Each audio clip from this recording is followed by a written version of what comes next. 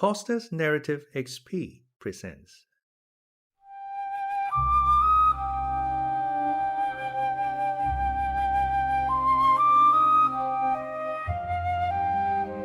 Wuthering Heights by Emily Brontë.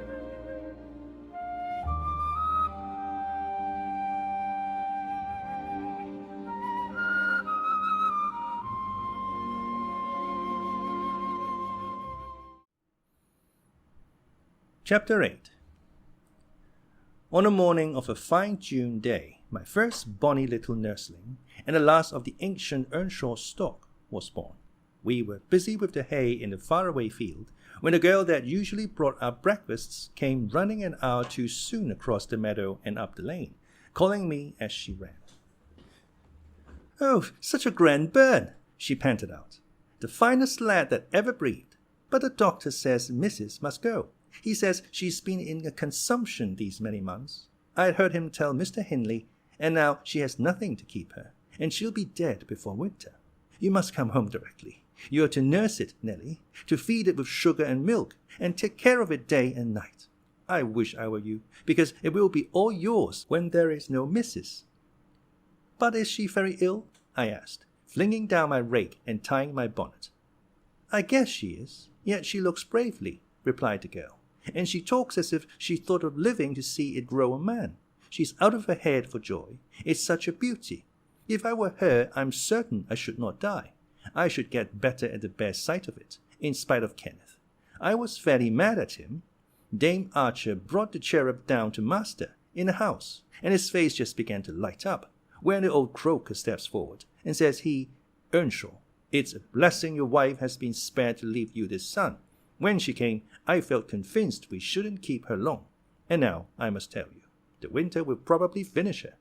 Don't take on, and fret about it too much. It can't be helped. And besides, you should have known better than to choose such a rush of a lass.'" "And what did the master answer?" I inquired. "I think he swore, but I didn't mind him. I was straining to see the bird." And she began again to describe it rapturously. I, as zealous as herself, hurried eagerly home to admire on my part, though I was very sad for Hindley's sake. He had room in his heart only for two idols, his wife and himself. He doted on both and adored one, and I couldn't conceive how he would bear the loss. When we got to Wuthering Heights, there he stood at the front door, and as I passed in, I asked, "How was the baby?" "Nearly ready to run about, Nell," he replied, putting on a cheerful smile.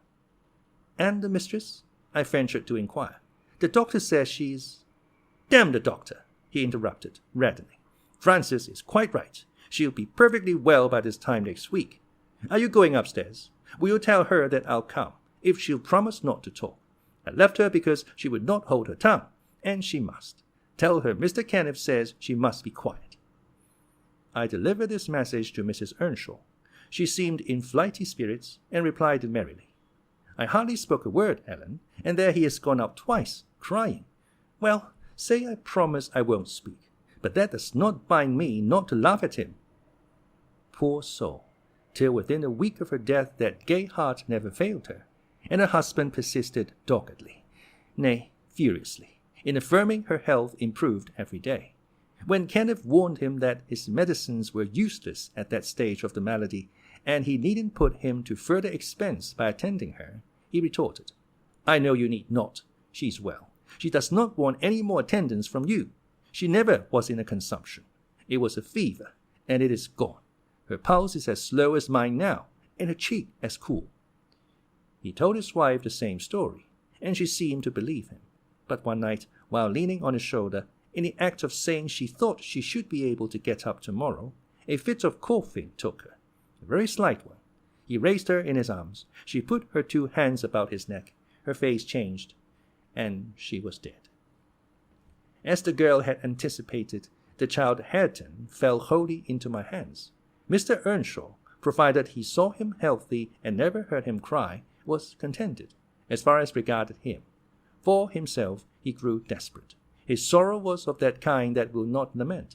He neither wept nor prayed. He cursed and defied, execrated God and man, and gave himself up to reckless dissipation. The servants could not bear his tyrannical and evil conduct long. Joseph and I were the only two that would stay. I had not the heart to leave my charge. And besides, I had been his foster sister, and excused his behavior more readily than a stranger would. Joseph remained to hector over tenants and laborers, and because it was his vocation to be where he had plenty of wickedness to reprove. The master's bad ways and bad companions formed a pretty example for Catherine and Heathcliff. His treatment of the latter was enough to make a fiend of a saint. And truly, it appeared as if the lad were possessed of something diabolical at that period. He delighted to witness Hindley degrading himself past redemption, and became daily more notable for savage sullenness and ferocity. I could not half tell what an infernal house we had. The curate dropped calling, and nobody decent came near us, at last, unless Edgar Linton's visits to Miss Cathy might be an exception. At 15, she was the queen of the countryside. She had no peer, and she did turn out a haughty, headstrong creature. I own I did not like her, after infancy was past, and I vexed her frequently by trying to bring down her arrogance. She never took an aversion to me, though. She had a wondrous constancy to old attachments. Even Heathcliff kept his hold on her affections unalterably, and young Linton, with all his superiority, found it difficult to make an equally deep impression. He was my late master. That is his portrait over the fireplace. It used to hang on one side, and his wife's on the other, but hers has been removed, or else you might see something of what she was. Can you make that out? Mrs. Dean raised a candle, and I discerned a soft-featured face, exceedingly resembling the young lady at the Heights, but more pensive and amiable in expression. It formed a sweet picture. The long light hair curled slightly on the temples. The eyes were large and serious, the figure almost too graceful. I did not marvel how Catherine Earnshaw could forget her first friend for such an individual.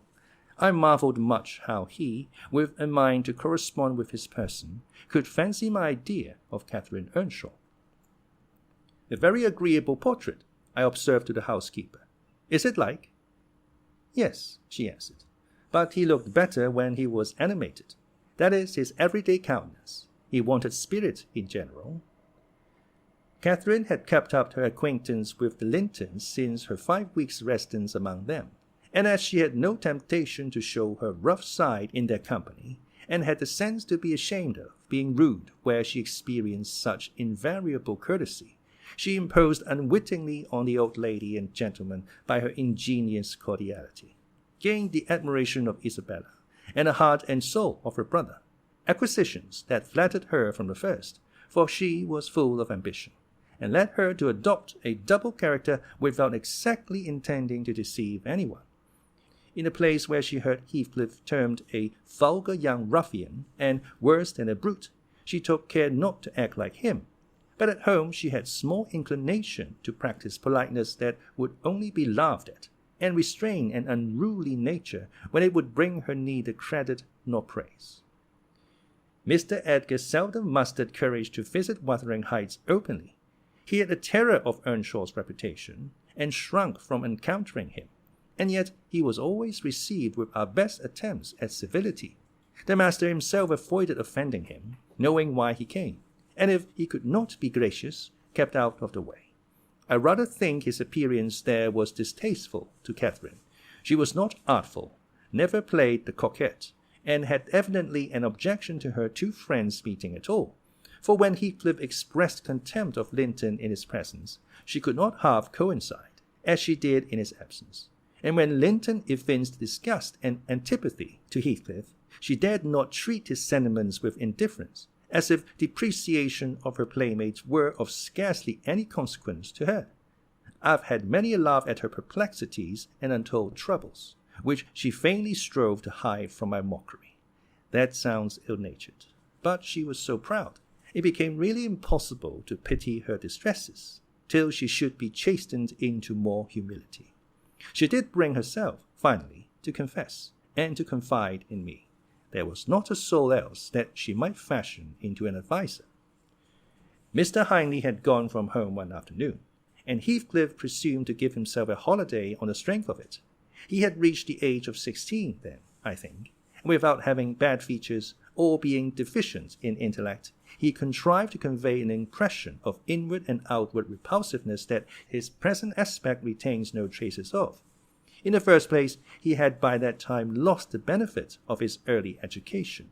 Continual hard work, begun soon and concluded late, had extinguished any curiosity he once possessed in pursuit of knowledge, and any love for books or learning. His childhood's sense of superiority, instilled into him by the favors of old Mr. Earnshaw, was faded away. He struggled long to keep up an equality with Catherine in her studies, and yielded with poignant though silent regret. But he yielded completely, and there was no prevailing on him to take a step in the way of moving upward, when he found he must, necessarily, sink beneath his former level. Then personal appearance sympathized with mental deterioration. He acquired a slouching gait and ignoble look. His naturally reserved disposition was exaggerated into an almost idiotic excess of unsociable moroseness, and he took a grim pleasure, apparently, in exciting the aversion rather than the esteem of his few acquaintance. Catherine and he were constant companions still at his seasons of respite from labor, but he had ceased to express his fondness for her in words, and recoiled with angry suspicion from her girlish caresses, as if conscious there could be no gratification in lavishing such marks of affection on him. On a before-named occasion, he came into the house to announce his intention of doing nothing, while I was assisting Miss Cathy to arrange her dress. She had not reckoned on his taking it into his head to be idle, and imagining she would have the whole place to herself. She managed, by some means, to inform Mr. Edgar of her brother's absence, and was then preparing to receive him. "Cathy, are you busy this afternoon?" asked Heathcliff. "Are you going anywhere?" "No, it is raining," she answered. "Why have you that silk frock on, then?" he said. "Nobody coming here, I hope?" "Not that I know of," stammered Miss. "But you should be in the field now, Heathcliff. It is an hour past dinner time. I thought you were gone." "Hindley does not often free us from his accursed presence," observed the boy. "I'll not work any more today. I'll stay with you." "Oh, but Joseph will tell," she suggested. "You'd better go." "Joseph is loading lime on the further side of Penistone Cracks. It will take him till dark, and he'll never know." So saying, he lounged to the fire and sat down. Catherine reflected an instant, with knitted brows. She found it needful to smooth the way for an intrusion. "Isabella and Edgar Linton talked of calling this afternoon," she said, at the conclusion of a minute's silence. "As it rains, I hardly expect them, but they may come, and if they do, you run the risk of being scolded for no good." "Order Alan to say you were engaged, Cathy," he persisted. "Don't turn me out for those pitiful, silly friends of yours. I'm on the point, sometimes, of complaining that they... but I'll not." "That they what?" cried Catherine, gazing at him with a troubled countenance. "Oh, Nelly," she added petulantly, jerking her head away from my hands. "You've combed my hair quite out of curl. That's enough. Let me alone." "What are you on the point of complaining about, Heathcliff?" "Nothing. Only look at the almanac on that wall." He pointed to a framed sheet hanging near the window, and continued. "The crosses are from the evenings you have spent with the Lintons, the dots for those spent with me. Do you see? I've marked every day." "Yes, very foolish, as if I took notice," replied Catherine in a peevish tone. "And where is the sense of that?" "To show that I do take notice," said Heathcliff. "And should I always be sitting with you?" she demanded, growing more irritated. "What good do I get? What do you talk about? You might be dumb or a baby, for anything you say to amuse me, or for anything you do either." "You never told me before that I talked too little, or that you disliked my company, Cathy," exclaimed Heathcliff, in much agitation. "It's no company at all, when people know nothing and say nothing," she muttered. Her companion rose up, but he hadn't time to express his feelings further, for a horse's feet were heard on the flags, and having knocked gently, young Linton entered, his face brilliant with delight at the unexpected summons he had received. Doubtless Catherine marked the difference between her friends, as one came in and the other went out. The contrast resembled what you see in exchanging a bleak, hilly, cold country for a beautiful fertile valley, and his voice and greeting were as opposite as his aspect. He had a sweet, low manner of speaking, and pronounced his words as you do. That's less gruff than we talk here, and softer. "I'm not come too soon, am I?" he said, casting a look at me. I had begun to wipe the plate and tidy some drawers at the far end in the dresser. "No," answered Catherine. "What are you doing there, Nelly?" "My work, miss," I replied. She stepped behind me and whispered crossly, "Take yourself and your dusters off. When company are in the house, servants don't commence scouring and cleaning in the room where they are." "It's a good opportunity, now that master is away," I answered aloud. "He hates me to be fidgeting over these things in his presence. I'm sure Mr. Edgar will excuse me." "I hate you to be fidgeting in my presence," exclaimed the young lady imperiously, not allowing her guest time to speak. She had failed to recover her equanimity since the little dispute with Heathcliff. "I'm sorry for it, Miss Catherine," was my response, and I proceeded assiduously with my occupation. She, supposing Edgar could not see her, snatched the cloth from my hand and pinched me, with a prolonged wrench, very spitefully on the arm. I've said I did not love her, and rather relished mortifying her vanity now and then. Besides, she hurt me extremely. So I started up from my knees and screamed out, "Oh, miss, that's a nasty trick. You have no right to nip me, and I'm not going to bear it." "I didn't touch you, you lying creature," cried she, her fingers tingling to repeat the act, and her ears red with rage. She never had power to conceal her passion. It always set her whole complexion in a blaze. "What's that, then?" I retorted, showing a decided purple witness to refute her. She stamped her foot, wavered a moment, and then, irresistibly impelled by the naughty spirit within her, slapped me on the cheek, a stinging blow that filled both eyes with water. "Catherine, love, Catherine," interposed Linton, greatly shocked at the double fault of falsehood and violence which his idol had committed. "Leave the room, Ellen," she repeated, trembling all over. Little Hareton, who followed me everywhere and was sitting near me on the floor, at seeing my tears, commenced crying himself, and sobbed out complaints against wicked Aunt Cathy, which drew her fury onto his unlucky head. She seized his shoulders and shook him till the poor child waxed livid, and Edgar thoughtlessly laid hold of her hands to deliver him. In an instant one was wrung free, and the astonished young man felt it applied over his own ear in a way that could not be mistaken for jest. He drew back in consternation.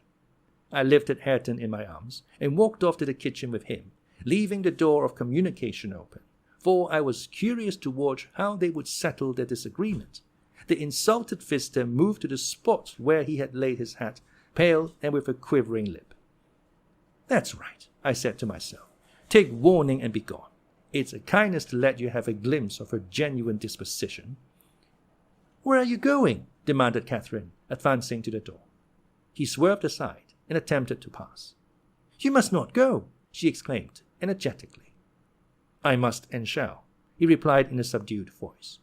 "No," she persisted, grasping the handle. "Not yet, Edgar Linton. Sit down. You shall not leave me in that temper.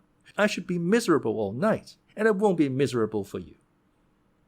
"Can I stay after you have struck me?" asked Linton.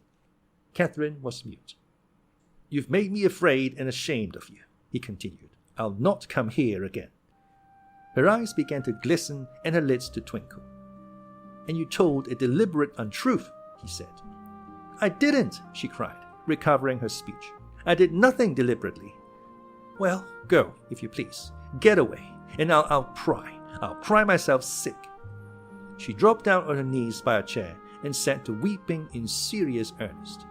Edgar persevered in his resolution as far as the court. There he lingered. I resolved to encourage him. "Miss is dreadfully wayward, sir," I called out. "As bad as any marred child. You'd better be riding home, or else she will be sick, only to grieve us." The soft thing looked askance through the window. He possessed the power to depart as much as a cat possesses the power to leave a mouse half killed, or a bird half eaten. "Ah," I thought, "there will be no saving him. He's doomed, and flies to his fate."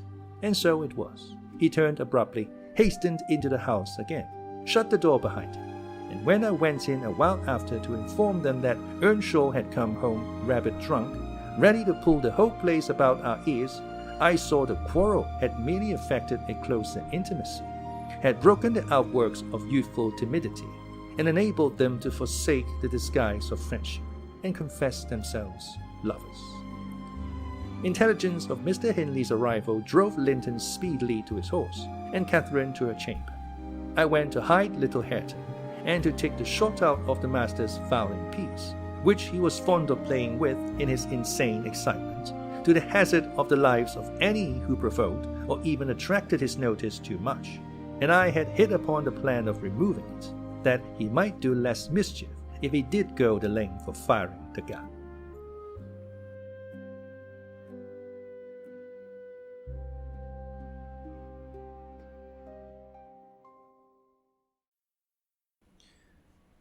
Chapter 9. He entered, vociferating oaths dreadful to hear, and caught me in the act of stowing his son away in the kitchen cupboard. Hareton was impressed with a wholesome terror of encountering either his wild beast's fondness or his madman's rage.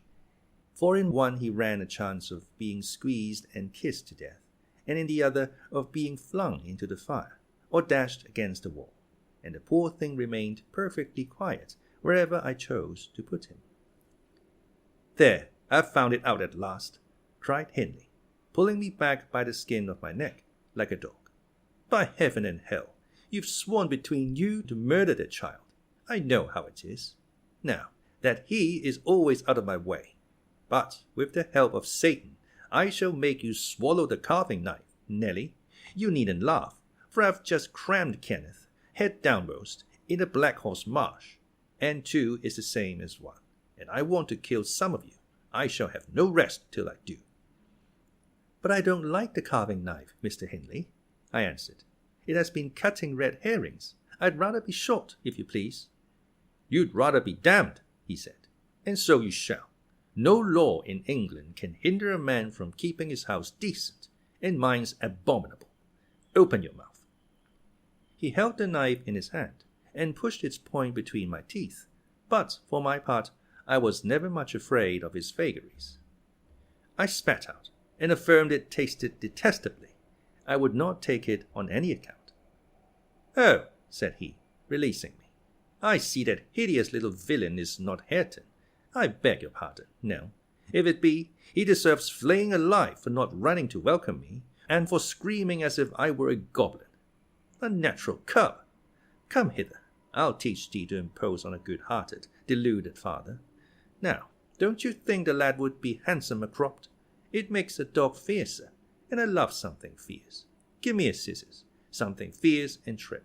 Besides, it's infernal affectation, devilish conceit it is, to cherish our ears. We're asses enough without them. Hush, child, hush. Well then, it is my darling. Wisht, dry thy eyes. There's the joy. Kiss me. What? It won't. Kiss me, Hareton. Damn thee, kiss me. By God, as if I would rear such a monster. As sure as I'm living, I'll break the brat's neck."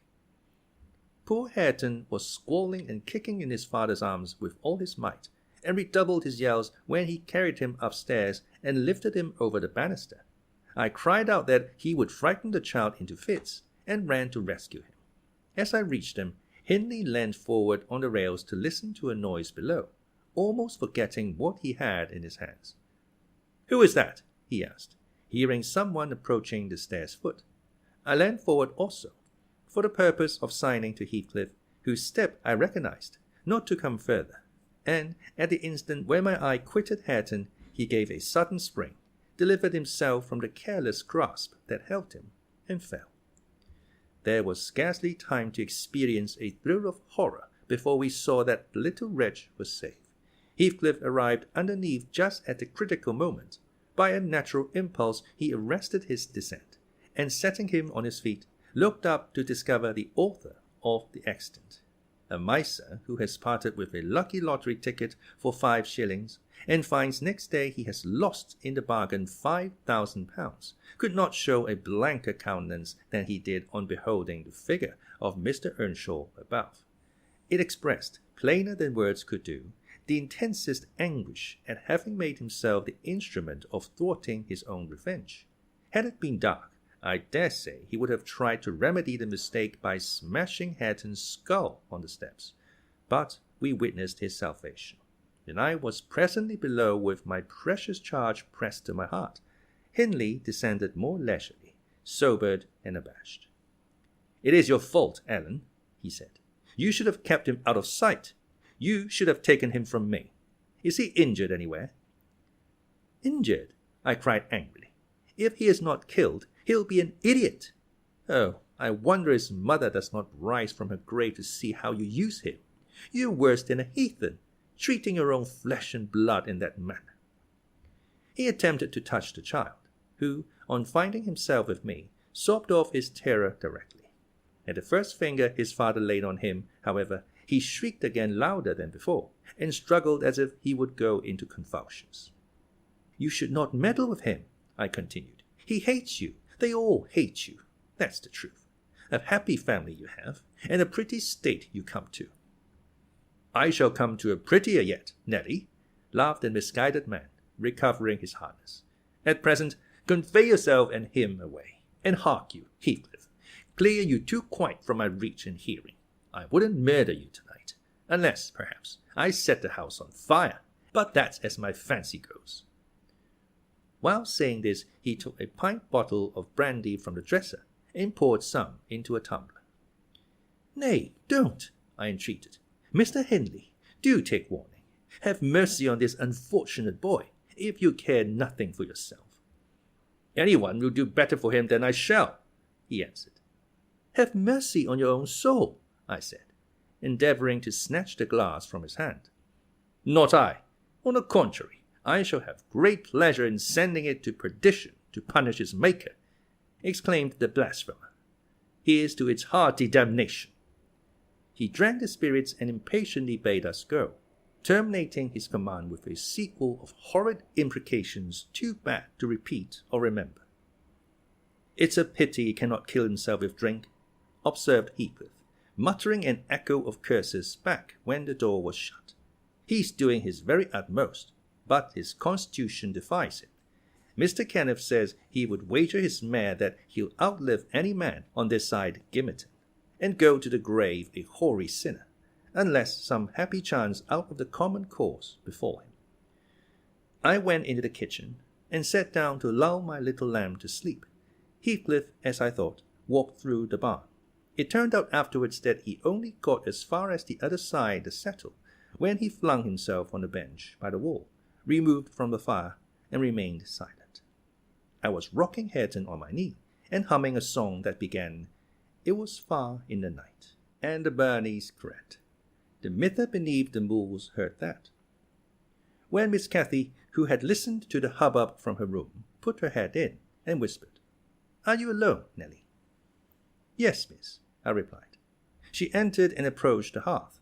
I, supposing she was going to say something, looked up. The expression of her face seemed disturbed and anxious. Her lips were half asunder, as if she meant to speak, and she drew a breath, but it escaped in a sigh instead of a sentence. I resumed my song, not having forgotten her recent behavior. "Where's Heathcliff?" she said, interrupting me. "About his work in the stable," was my answer. He did not contradict me. Perhaps he had fallen into a doze. There followed another long pause, during which I perceived a drop or two trickle from Catherine's cheek to the flags. Is she sorry for her shameful conduct? I asked myself. That will be a novelty.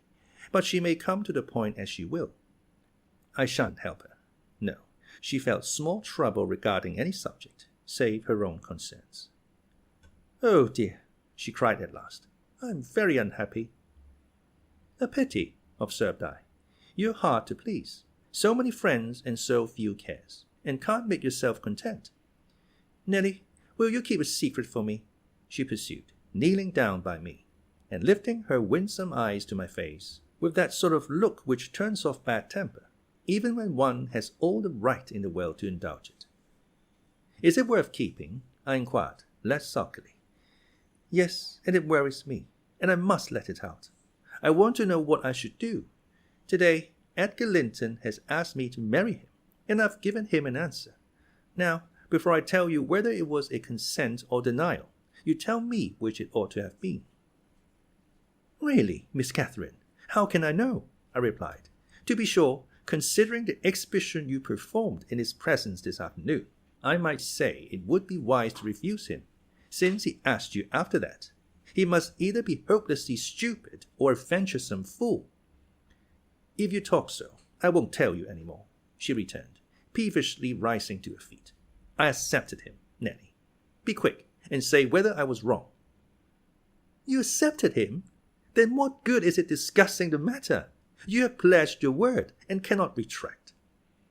"But say whether I should have done so. Do!" she exclaimed in an irritated tone, chafing her hands together and frowning. "There are many things to be considered before that question can be answered properly," I said sententiously. "First and foremost, do you love Mr. Edgar?" "Who can help it? Of course I do," she answered. Then I put her through the following catechism. For a girl of 22, it was not injudicious. "Why do you love him, Miss Cathy?" "Nonsense, I do. That's sufficient." "By no means. You must say why." "Well, because he is handsome and pleasant to be with." "Bad," was my commentary. "And because he is young and cheerful." "Bad still." "And because he loves me." "Indifferent, coming there."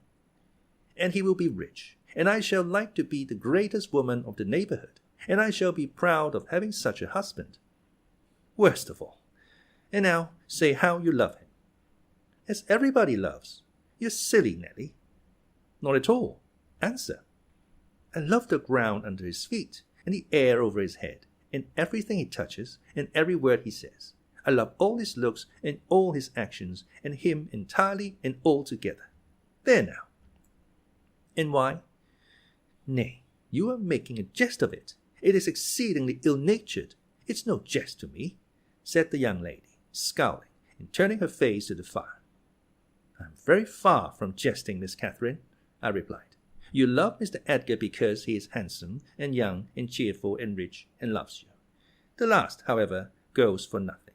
You would love him without that, probably, and with it you wouldn't, unless he possessed the 4 former attractions." "No, to be sure not. I should only pity him, hate him, perhaps, if he were ugly and a clown." "But there are several other handsome, rich young men in the world, handsomer, possibly, and richer than he is.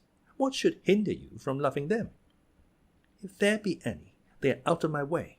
I've seen none like Edgar." "You may see some, and he won't always be handsome and young, and may not always be rich."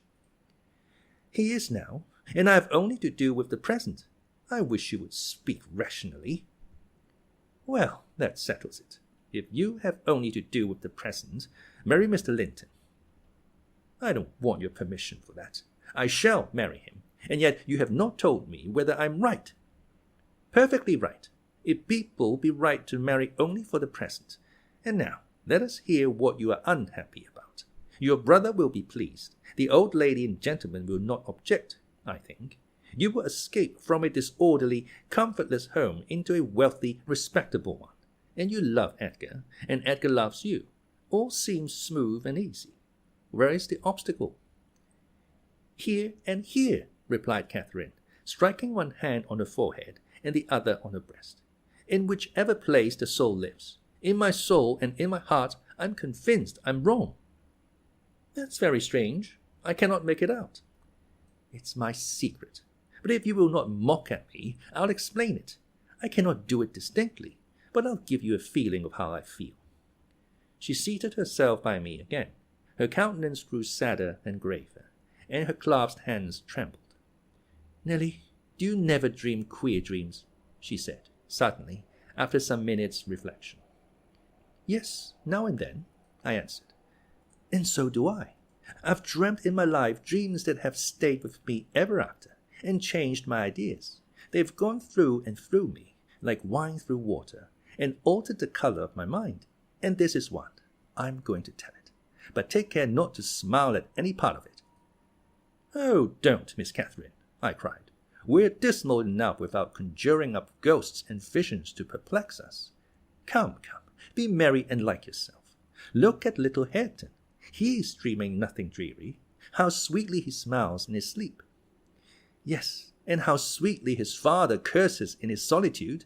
You remember him, I dare say, when he was just such another as that chubby thing, nearly as young and innocent. However, Nelly, I shall oblige you to listen. It's not long, and I've no power to be merry tonight. I won't hear it, I repeated hastily. I was superstitious about dreams, then, and am still, and Catherine had an unusual gloom in her aspect that made me dread something from which I might shape a prophecy and foresee a fearful catastrophe. She was vexed, but she did not proceed. Apparently, taking up another subject, she recommenced in a short time.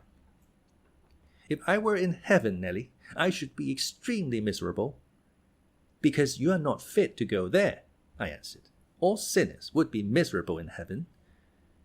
But it is not for that. I dreamt once that I was there. I tell you I won't hearken to your dreams, Miss Catherine. I'll go to bed. I interrupted again. She laughed and held me down, for I made a motion to leave my chair. This is nothing, cried she.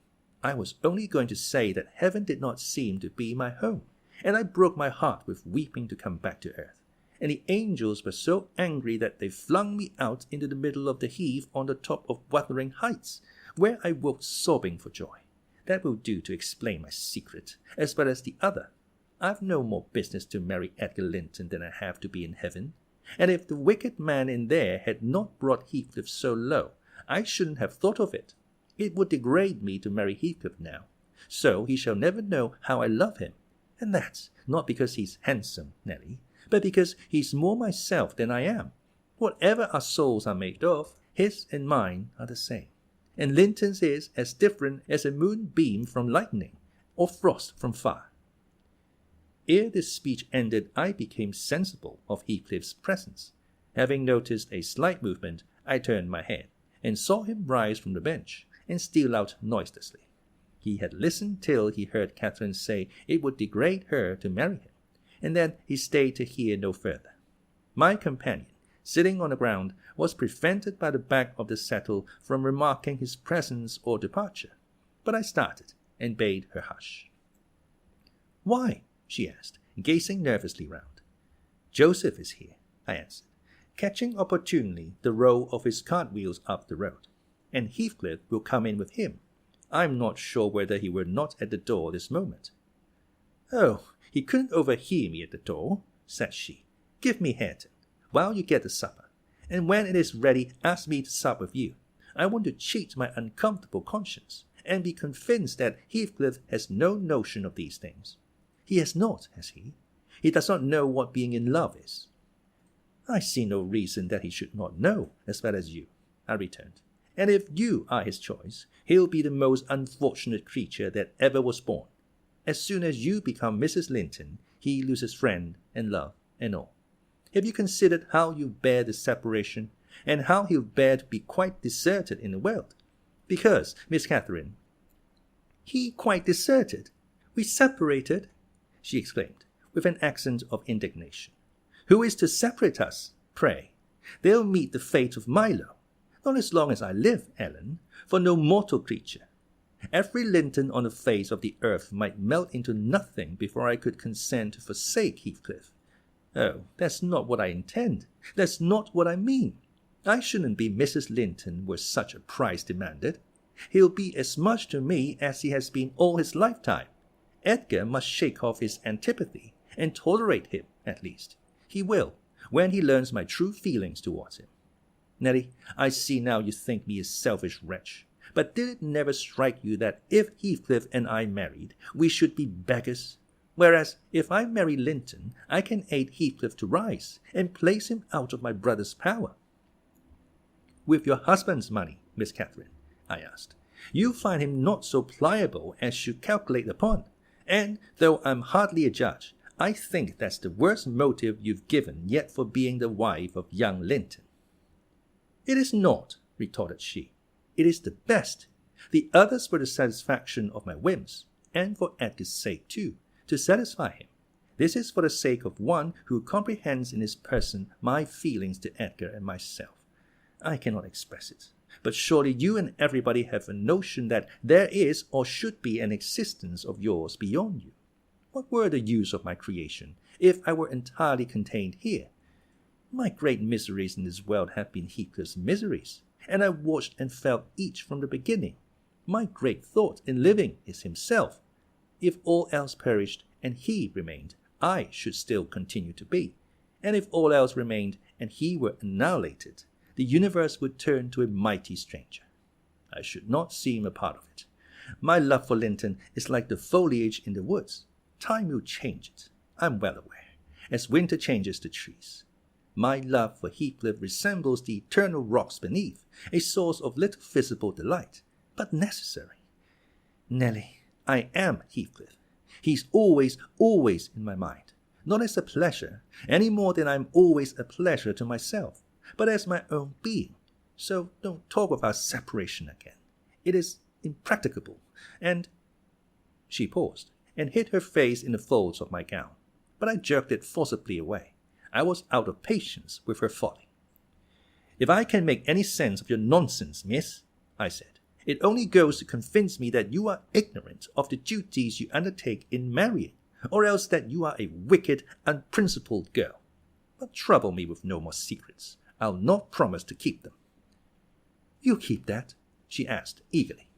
No, I'll not promise, I repeated. She was about to insist, when the entrance of Joseph finished our conversation, and Catherine removed her seat to a corner, and nursed Hareton, while I made the supper. After it was cooked, my fellow servant and I began to quarrel who should carry some to Mr. Hindley, and we didn't settle it till all was nearly cold. Then we came to the agreement that we would let him ask if he wanted any, for we feared particularly to go into his presence when he had been some time alone. And how isn't that note come in from the field be this time? What is he about? Good title seat, demanded the old man, looking round for Heathcliff. I'll call him, I replied. He's in the barn, I've no doubt. I went and called, but got no answer. On returning, I whispered to Catherine that he had heard a good part of what she said, I was sure, and told how I saw him quit the kitchen just as she complained of her brother's conduct regarding him. She jumped up in a fine fright, flung Hareton onto the settle, and ran to seek for her friend herself, not taking leisure to consider why she was so flurried, or how her talk would have affected him. She was absent such a while that Joseph proposed we should wait no longer. He cunningly conjectured they were staying away in order to avoid hearing his protracted blessing.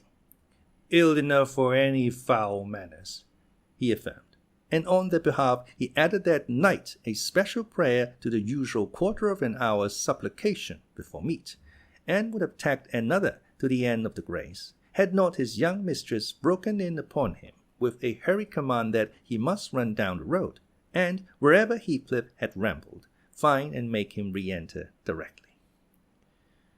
I want to speak to him, and I must, before I go upstairs, she said, and the gate is open. He is somewhere out of hearing, for he would not reply, though I shouted at the top of the fold as loud as I could. Joseph objected at first. She was too much in earnest, however, to suffer contradiction, and at last he placed his hat on his head and walked grumbling forth. Meanwhile, Catherine paced up and down the floor, exclaiming, I wonder where he is. I wonder where he can be. What did I say, Nelly? I've forgotten. Was he vexed at my bad humour this afternoon? Dear, tell me what I've said to grieve him. I do wish he'd come. I do wish he would. What a noise for nothing, I cried, though rather uneasy myself. What a trifle scares you. It's surely no great cause of alarm that Heathcliff should take a moonlight saunter on to the moors, or even lie too sulky to speak to us in a hay loft. I'll engage he's lurking there. See if I don't ferret him out. I departed to renew my search. Its result was disappointment, and Joseph's quest ended in the same. Yon lad gets war and war, observed he on re-entering. He's left the gate at the full swing, and Mrs. Pony has trodden down 2 ricks of corn, and plotted through, right over into the meadow, has some diver, The master'll play the devil to morn, and he'll do weel. His patience itself is such careless, awful creatures. Patience itself in his, but he'll not be so loose. You'll see, all on you. You mustn't drive him out of his head for nowt. Have you found Heathcliff, you ask? Interrupted Catherine. Have you been looking for him, as I ordered? I said more like a look for the horse, he replied. It would be more sense. But I can look for nor the horse nor man of a need like this, as black as the chimney. On Heathcliff, known chapter, come at my whistle.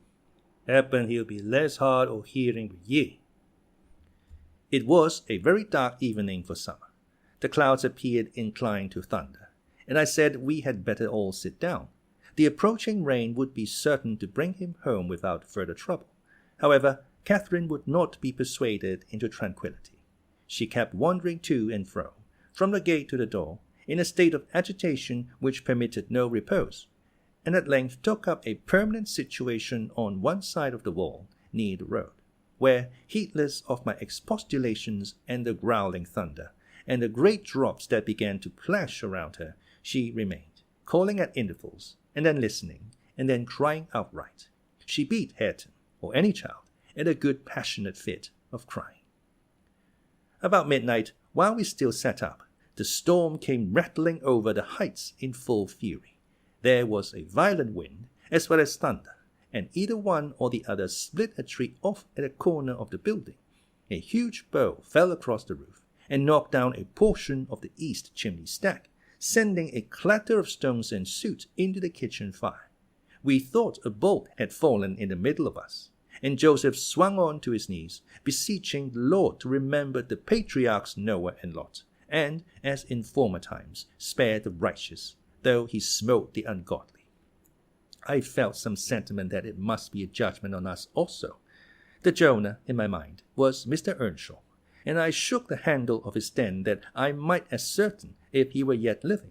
He replied audibly enough, in a fashion which made my companion vociferate more clamorously than before, that a wide distinction might be drawn between saints like himself and sinners like his master.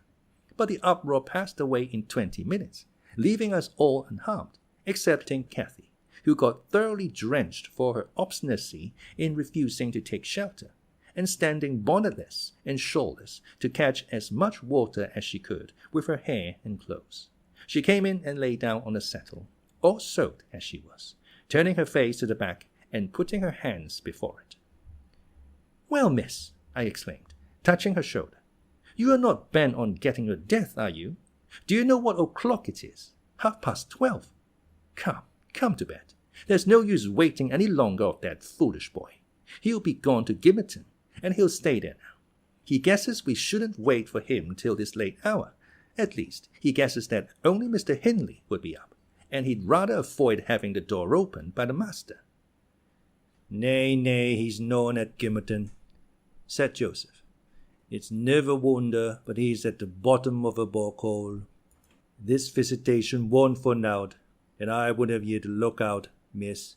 You might be the next. Thank heaven for all. All walks together for good to them as is chosen, and piked out for the rubbish. You know what the Scripture says." And he began quoting several texts, referring us to chapters and verses where we might find them. I, having vainly begged the wilful girl to rise and remove her wet things, left him preaching and her shivering, and betook myself to bed with little Hareton, who slept as fast as if everyone had been sleeping round him. I heard Joseph read on a while afterwards.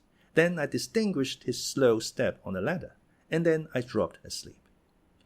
Coming down somewhat later than usual, I saw, by the sunbeams piercing the chinks of the shutters, Miss Catherine still seated near the fireplace. The house door was ajar, too. Light entered from its unclosed windows. Hindley had come out, and stood on the kitchen hearth, haggard and drowsy. "What ails you, Cathy?" he was saying when I entered. "You look as dismal as a drowned whelp. Why are you so damp and pale, child?" "I've been wet," she answered reluctantly, "and I'm cold, that's all." "Oh, she is naughty," I cried, perceiving the master to be tolerably sober. She got steeped in the shower of yesterday evening, and there she has sat the night through, and I couldn't prevail on her to stir." Mr. Earnshaw stared at us in surprise. "The night through," he repeated. "What kept her up? Not fear of the thunder, surely. That was over hours since." Neither of us wished to mention Heathcliff's absence, as long as we could conceal it. So I replied I didn't know how she took it into her head to sit up, and she said nothing. The morning was fresh and cool. I threw back the lattice, and presently the room filled with sweet scents from the garden. But Catherine called peevishly to me, "Ellen, shut the window. I'm starving." And her teeth chattered as she shrank closer to the almost extinguished embers. "She's ill," said Hindley, taking her wrist. "I suppose that's the reason she would not go to bed. Damn it, I don't want to be troubled with more sickness here. What took you into the rain?"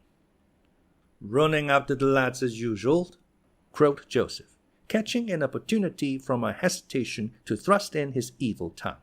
"If I were your master, I'd just slam the boards till their faces all on them. Gentle and simple. Never a day out you're off, but yon cat Linton comes sneaking hither, and Miss Nelly shows a fine lass. Sure sits watching for your old kitchen, and as you're in at one door, he's out at t'other, and then where grand lady goes a-courting of her side, it's a bonny behaviour, lurking among the fields, after 12 of the night, with that foul fleasome divil of a gypsy Heathcliff. They think I'm blind, but I'm known. Nowt of the sort. I seed young Linton both comin' and goin'. I seed ya, good for nowt, slatternly witch. Nip up and bolt into the house, minute ya heard the master's horse fit clatter up the road." "Silence, eavesdropper!" cried Catherine. "None of your insolence before me.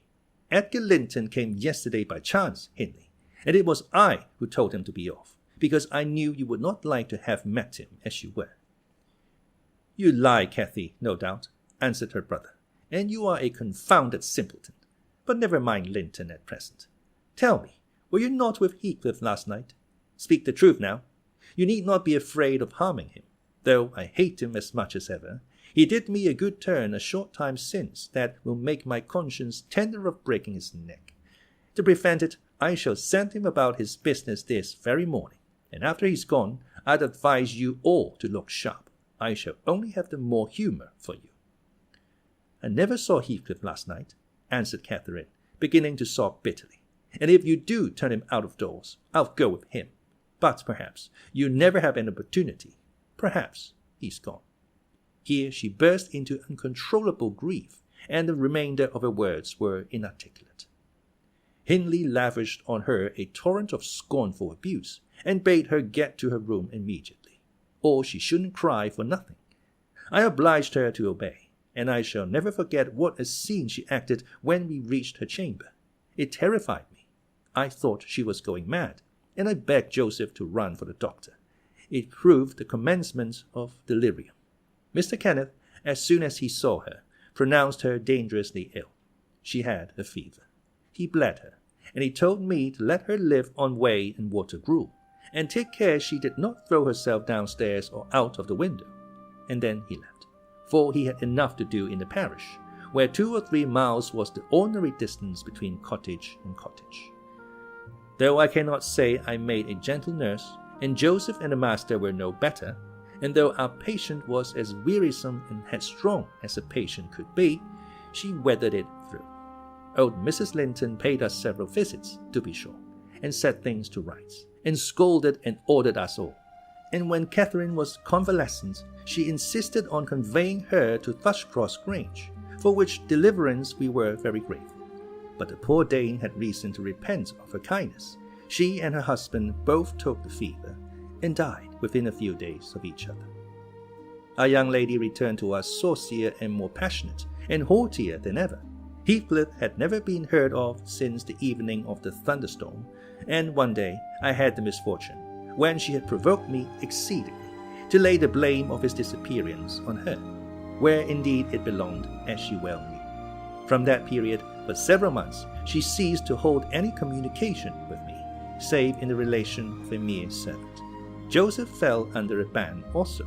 He would speak his mind, and lecture her all the same as if she were a little girl, and she esteemed herself a woman, and our mistress, and thought that her recent illness gave her a claim to be treated with consideration.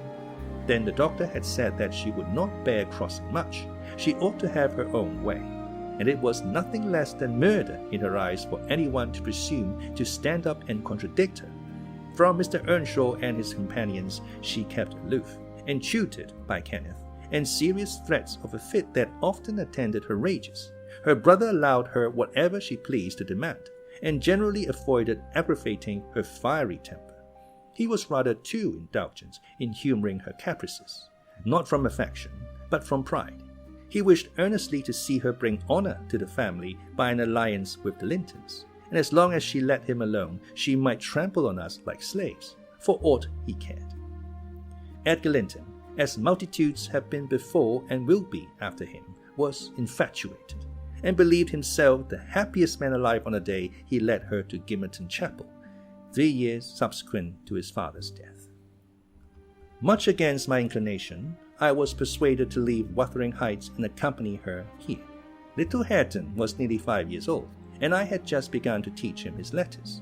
We made a sad parting, but Catherine's tears were more powerful than ours. When I refused to go, and when she found her entreaties did not move me, she went lamenting to her husband and brother. The former offered me magnificent wages. The latter ordered me to pack up. He wanted no women in the house, he said, now that there was no mistress. And as to Hareton, the curate should take him in hand by and by. And so I had but one choice left, to do as I was ordered. I told the master he got rid of all decent people only to run to ruin a little faster. I kissed Hareton, said goodbye, and since then he has been a stranger. And it's very queer to think it, but I have no doubt he has completely forgotten all about Ellen Dean, and that he was ever more than all the world to her, and she to him. At this point of the housekeeper's story, she chanced to glance towards the timepiece over the chimney, and was in amazement on seeing the minute hand measure 1:30. She would not hear of staying a second longer. In truth, I felt rather disposed to defer the sequel of her narrative myself, and now that she is vanished to her rest, and I have meditated for another hour or two, I shall summon courage to go also, in spite of aching laziness of head and limbs.